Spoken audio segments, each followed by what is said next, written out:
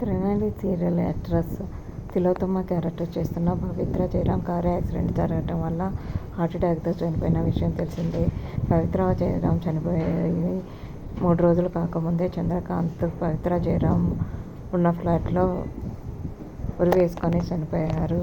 ముందుగానే ఈ పోస్ట్ పవిత్ర జయరాం చనిపోయిన రోజే 2 రోజులు ఆగు నాన్న, నేను కూడా వచ్చేస్తాను అంటూ చంద్రకాంత్ చేసిన పోస్ట్ ఇప్పుడు నెట్టింట్లో వైరల్ అవుతుంది.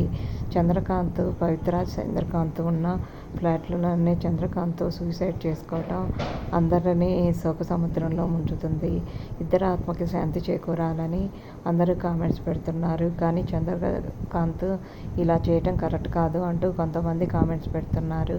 చంద్రకాంత్ ఫ్యామిలీ విషయానికి వస్తే భార్యతో లవ్ మ్యారేజ్ జరిగిన తర్వాత పవిత్ర జయరాంతో పరిచయం ఏర్పడి భార్యతో విడిపోయిన సంగతి తెలిసిందే. ప్రస్తుతం లేటెస్ట్ అప్డేట్ కోసం ఛానల్ని సబ్స్క్రైబ్ చేసుకోండి.